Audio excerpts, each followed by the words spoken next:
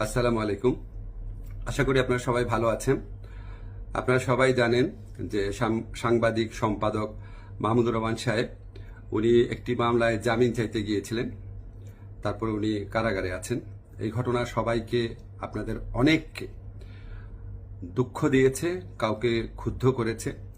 আপনাদের কাছে মনে হয়েছে যে এরকম একটা ছাত্র জনতার বিপ্লবের পর আসা সরকার, এই সরকারের সময় কেন ফ্যাসিবাদ বিরোধী লড়াইয়ের অন্যতম অগ্রনায়ক মাহমুদুর রহমান ভাই কেন এখানে কারাগারে আছেন।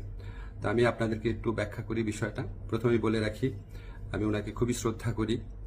এদেশে শেখ হাসিনার যে ফ্যাসিবাদী শাসন ছিল, সেটার বিরুদ্ধে যে লড়াইটা আমাদের, সেটার সূচনা করেছিলেন, বুদ্ধিবৃত্তিকভাবে তিনি সূচনা করেছিলেন, এবং এই জন্য ওনাকে প্রচণ্ড নিপীড়ন, নির্যাতন ভোগ করতে হয়েছে, যেটার সাথে কোনো কিছুর তুলনা হয় না আর কি।